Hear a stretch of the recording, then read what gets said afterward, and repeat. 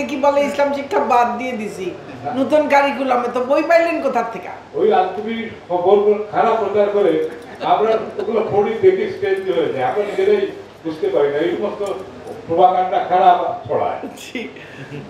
আমার বিদ্যালয়ে যেভাবে মানে এই যে ধর্ম শিক্ষা যেগুলো ছিল, হিন্দু ধর্ম শিক্ষার প্রশিক্ষণ দিয়েছি, আমার হিন্দু ছাত্রছাত্রী নাই। সুতরাং ইসলাম ধর্ম আছে এবং ইসলাম ধর্মের শিক্ষক আছেন এবং এনসিটিভি রুটিন অনুসারে সেই কাজটা প্রতিনিয়ত হচ্ছে। ঠিক আছে। আর এই যে নানান বিষয় বলেছে, এই বিষয় থেকে এটা বাদ দেওয়া হয়েছে, মহানবীর জীবন বাদ দেওয়া হয়েছে, অমুকের থেকে এই ধর্মীয় ব্যক্তিত্ব তার জীবনী বাদ দেওয়া হয়েছে, এগুলো তো সঠিক না, সবই আছে। তো তাহলে এই যে ধর্ম নিয়ে একটা অপপ্রচার করা হচ্ছে, তো এটা তো ঠিক না। আমাদের আগের কারিকুলামেও যা ছিল, আগের কারিকুলামে সেটাও বলছে যে এগুলো সব বাদ দেওয়া হয়েছে, একদমই সঠিক না, এগুলো সব আছে। আর নতুন কারিকুলামেও এমনকি ধর্মকেও আমরা অন্য সব সাবজেক্ট যেমন করে করে শিখবে, যেন তারা আত্মস্থ করতে পারে, সেগুলোকে প্রয়োগ করতে পারে, সেইভাবে শেখানো হচ্ছে। ওই আমরা ছোটবেলায় যেমন পড়েছি, পড়ে পড়ে মুখস্থ করে গিয়ে পরীক্ষা দিয়েছি, তারপরে সেটা কিভাবে কাজে লাগাইতে হয় এটা আর খুব ভালো শিখি নাই আমরা। এখন বাচ্চারা যেটা শিখবে নতুন কারিকুলামে, সেটা হলো যা কিছু শিখবে করে করে শিখবে, কাজে ওর মুখস্থ করার দরকার নাই, ও এটা জেনে যাবে, বুঝে যাবে, ওটাকে প্রয়োগ করতে শিখবে।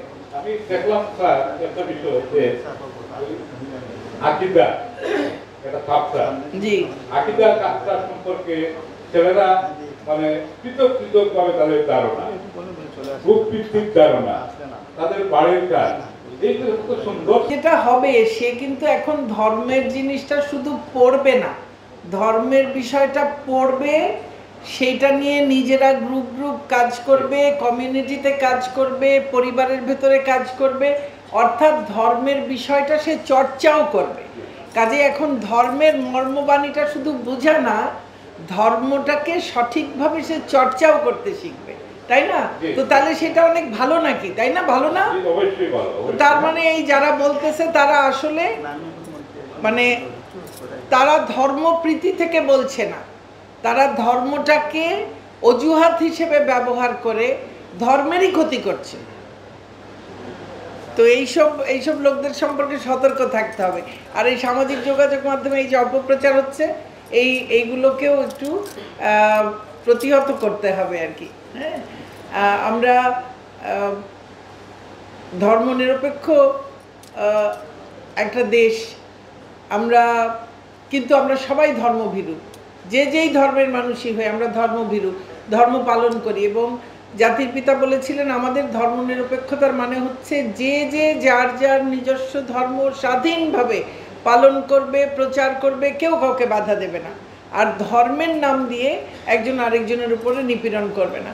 অথবা আমরা সেটাই জন্য সমাজে সঠিকভাবে প্রতিষ্ঠা করতে পারি।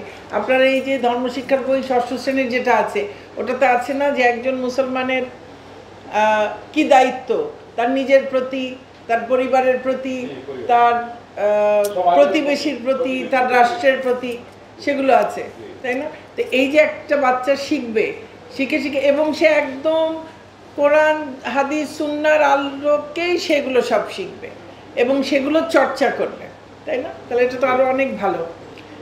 ধর্মকে বাদ দিয়ে তো নীতি নৈতিকতা সেটা সম্ভব না। হ্যাঁ,